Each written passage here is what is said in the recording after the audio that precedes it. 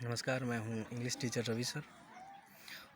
आज 12th का pros section का पहला चैप्टर का वीडियो आप लोगों के पास भेज रहा हूँ। किसी को कोई दिक्कत होगी तो मैं उसको रिपोर्ट करिएगा, मैं उसको दोबारा से भेजूँगा। कोई दिक्कत अगर होगी तो बताइएगा।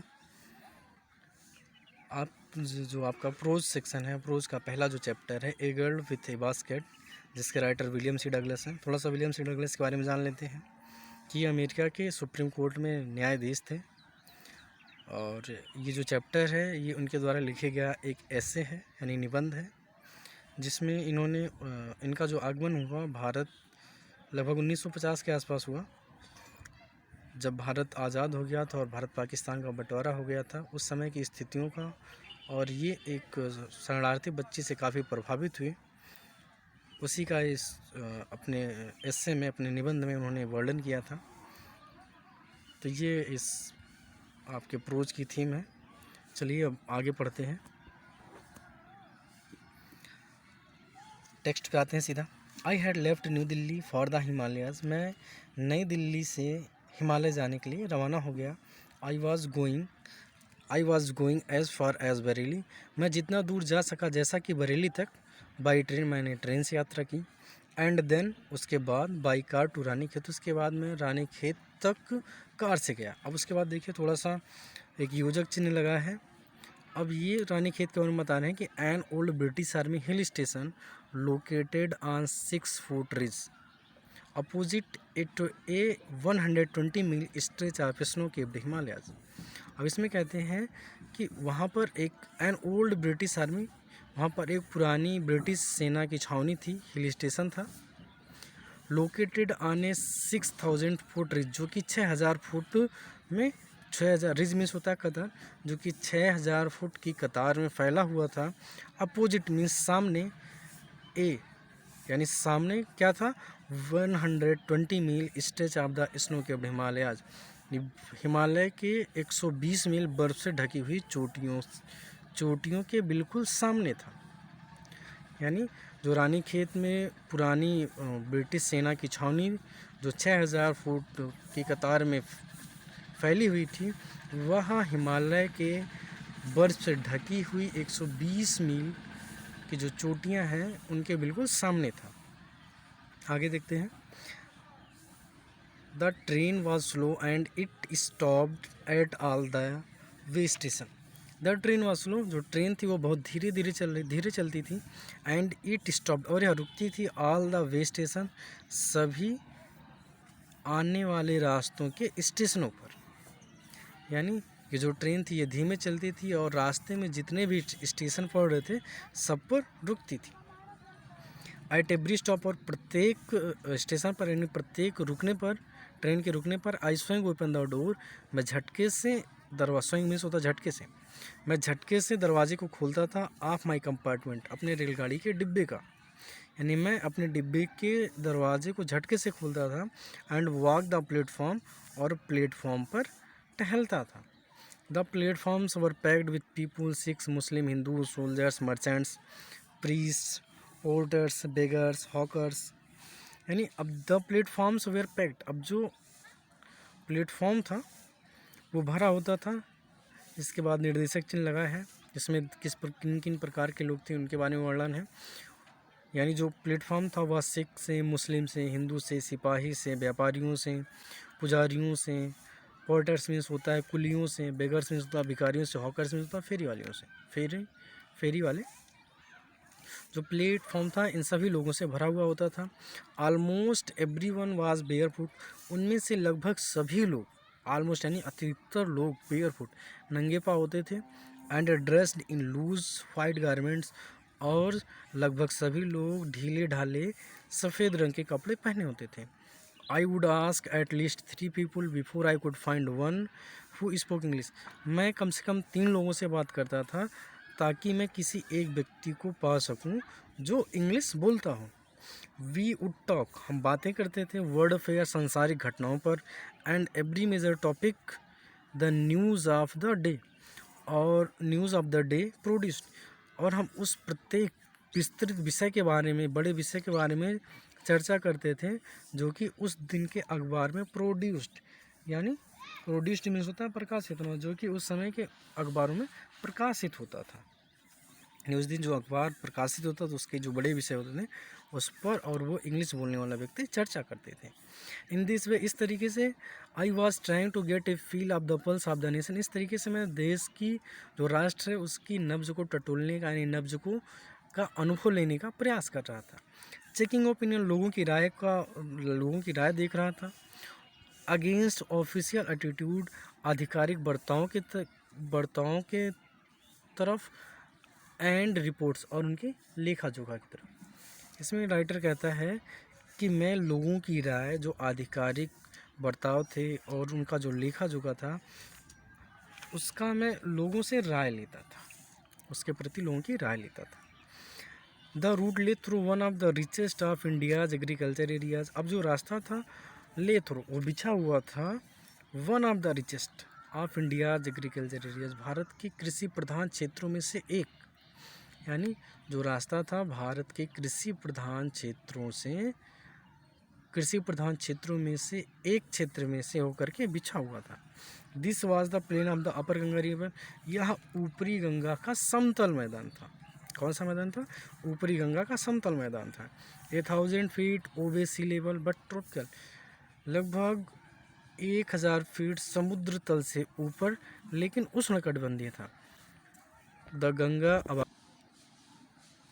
गंगा वाज ब्राउन सिल्ट, जो गंगा थी वह भूरे सिल्ट सी। The Ganga was brown silt, जो गंगा थी वह ब्राउन सिल्ट थी। सिल्ट मीन्स होता है बालू या मिट्टी, या जो बाढ़ का पानी होता है उसमें जो तमाम प्रकार की मिट्टियाँ होती हैं उसको सिल्ट बोलते हैं। जो गंगा थी वाज ब्राउन सिल्ट, वह भूरे रंग की सिल्ट, यानी भूरे रंग की मिट्टी के तरीके से लग रही थी या बालू के तरीके से लग रही थी। Swollen with flood waters, flood means होता है बाढ़, स्वैलून मीन्स उफनाई हुई, जो कि बाढ़ के पानी से उफनाई हुई थी। It's overflow indenting thousands of acres of rice, it's overflow, इसके जो बाढ़ का पानी था इंडेंटिंग तर कर रहा था थाउजेंड्स ऑफ एकड़, हजारों एकड़ में फैले हुए धान की फसल को, यानी जो गंगा के बाढ़ का ओवरफ्लो था, जो बाढ़ का पानी था, उसकी वजह से लगभग 1000 एकड़ में जो फैली हुई धान की फसल थी उसकी वो सिंचाई कर रहा था, यानी उसका गला तर कर रहा था। टू द नॉर्थ, कहाँ पे हम लोग पहुँचे हैं? टू द नॉर्थ ना, टू द नॉर्थ, यानी अब उत्तर में। Where jungle great expanse of grass, यानी अब उत्तर में जो जंगल थे उनमें घासों का विस्तार था, एक्सपेंस था।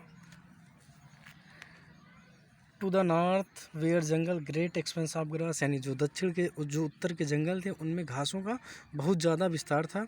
Higher than man's head and unbroken, ये इनकी जो घासों की लंबाई थी यह एक व्यक्ति के सिर से भी लंबी थी, यानी इसका मतलब है कि यह इनमें जो घासें पाई जाती थी इनकी लंबाई एक व्यक्ति से अधिक थी।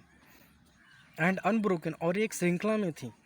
Expect for an occasional clump of trees the home of tigers, writer कहता है एक्सपेक्ट मीन्स होता है के बजाय, को छोड़ करके, यानी ये कुछ, ओकेजनल मीन्स होता है त्यौहारिक या मौसमी, लेकिन यहाँ पर हो जाएगा कुछ। देखते हैं इसमें। To the north where jungles great expanse of grass, और जो उत्तर के जंगल थे उसमें घास का बहुत ज़्यादा विस्तार था। Higher than a man's head, वह एक व्यक्ति के सर से भी ऊंचे थे। And unbroken expect for an occasional clump of trees, यानी क्लम्प मीन्स होता है झुंड, ट्रीज मीन्स पेड़ों के, ओकेजनली मीन्स होता है, ओकेजन मीन्स होता है अवसर, लेकिन इसका मतलब हो जाएगा कि कहीं कहीं पर। एक्सपेक्ट मीन्स होता है के बजाय, यानी को छोड़ करके। लेखक कहता है and unbroken expect for an occasional clump of trees, यानी पेड़ों के कहीं कहीं जो झुंडों को छोड़ करके बाकी ये अनब्रोकन थी, अर्थात एक श्रृंखला में थी, कहीं कहीं पेड़ों के झुंड नज़र आ रहे थे। और जो पेड़ों के झुंड थे अब उनके बारे में देखिए बताया जा रहा है। द होम ऑफ टाइगर्स, ये चीतों के घर थे। एलिफेंट्स, हाथियों के घर थे। पाइथन्स एंड कोबराज, अजगर और कोबरा के घर थे। कोबरा एक सांप है जिसको हम लोग देहाती भाषा में फेटार बोलते हैं। Everywhere else there was flat land running to the horizon. Horizon means होता है क्षितिज यानी आसमान तक। जहाँ तक भी नज़र जाती थी जो समतल मैदान था, ऐसा लगता था कि जो समतल मैदान है ये दूर आसमान तक या क्षितिज तक फैला हुआ है। But dotted here and there, लेकिन यहाँ वहाँ, लेकिन उस मैदान में कहीं कहीं पर डॉटेड बिंदु के रूप में by the sacred banyan tree और बाय रोज ऑफ पागर ट्रीज, यानी वो जो समतल मैदान था उसमें बिंदु के रूप में कहीं कहीं पर पवित्र स्केयर्ड मीन्स पवित्र बरगद के पेड़ थे अथवा पाकड़ के वृक्षों की कतारें थीं।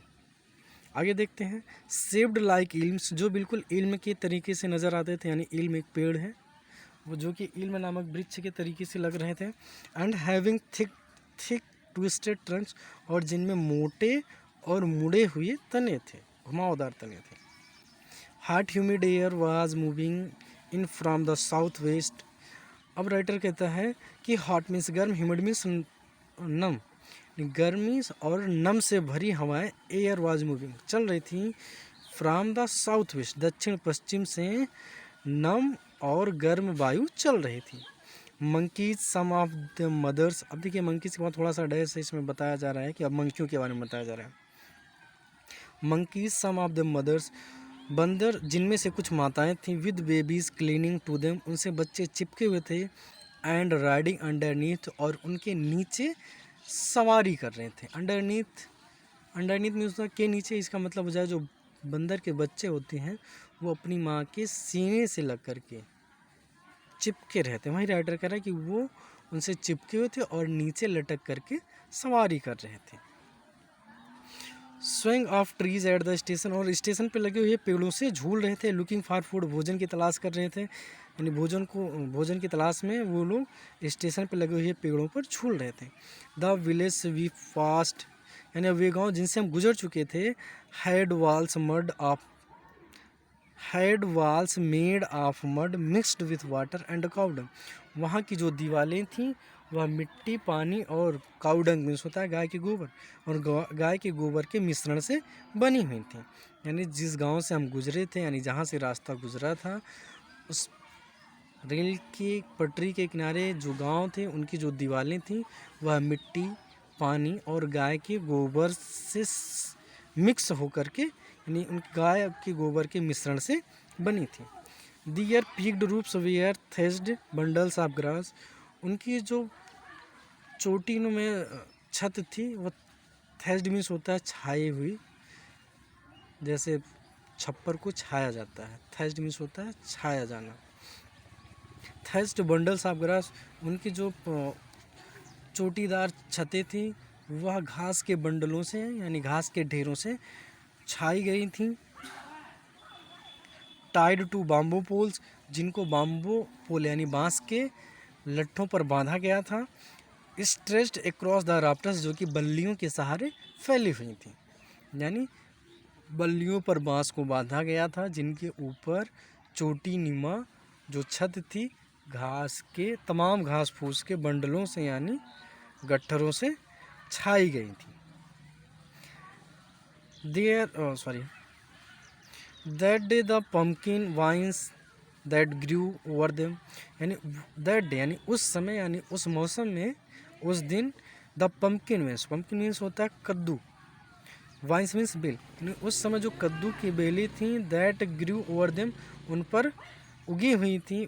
वेयर इन ब्लूम, वे उनमें फूल लगे हुए थे। Trailing streaks of yellow over drab wall, drab means होता है मटमैली, वाल्स मीन्स दीवारें। ट्रेलिंग मीन्स लटक रहे, स्ट्रिक्स मीन्स धारियाँ, ऑफ येलो मीन्स पीले रंग की, यानी उसकी जो मटमैली दीवारें थीं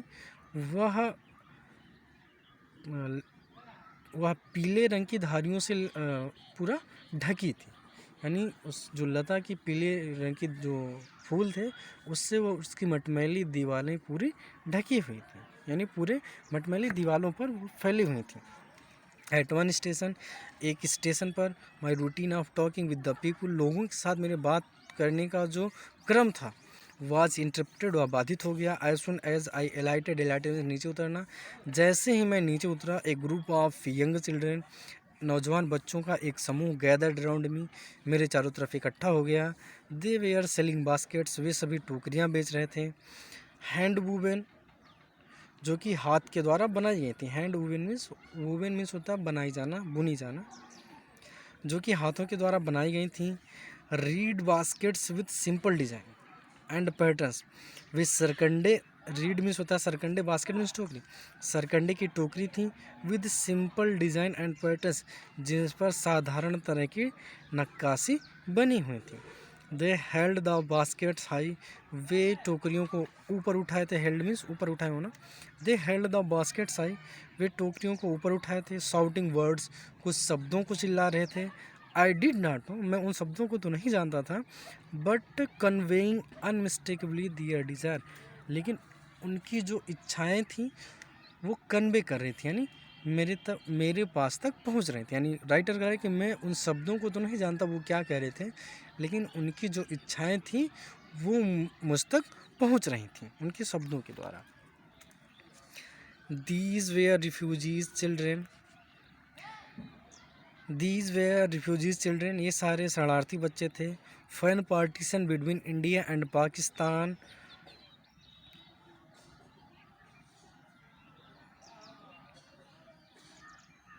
कहाँ पहुँचे हैं जी, भूल गए। हाँ,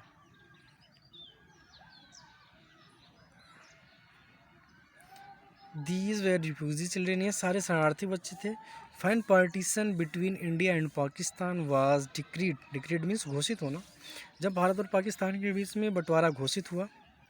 hundred of thousands of people pulled up their roots, सैकड़ों हज़ारों लोगों को उनकी जड़ों से खींच लिया गया, यानी उसने सैकड़ों हज़ारों लोगों से उनकी जड़ें खींच ली गई। एंड चेंज दियर रेजिडेंस, और उनका निवास स्थान बदल दिया गया। 9 मिलियन पीपुल लेफ्ट, लगभग 90 लाख लोग पाकिस्तान को छोड़े। एंड केम टू इंडिया, और भारत आ गए। Driven by the fear of religious fanaticism, जो कि धार्मिक कट्टरता की भावना से हाँक दिए गए थे, यानी जो धार्मिक कट्टरता की भावना के डर के कारण हाँके गए थे। They were poor, they were poor people to start with, वे इन सारी चीज़ों से शुरू होने से पहले गरीब थे। दे वेयर पुअर, वे और गरीब होते गए। एज दे बिगैन, जब उन्होंने शुरू किया। दियर लॉन्ग ट्रैक, यानी उन्होंने अपनी जब यह लंबी यात्रा पाकिस्तान से भारत तक की यात्रा जब उन्होंने शुरू की तो और भी गरीब होते गए, यानी इन सारी चीज़ों के पहले वे लोग गरीब थे।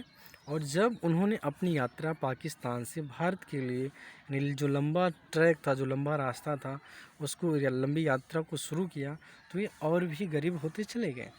For all they could carry, जो कुछ भी वे ले जा सकते थे, कुड का प्रयोग,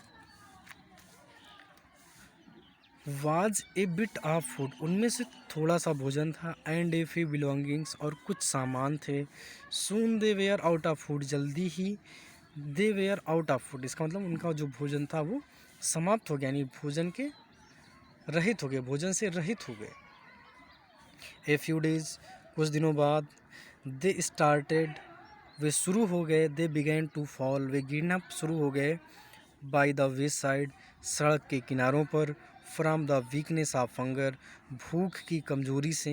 एंड डाइड, और मर गए। फायर दे फेल, जहाँ वे गिरे।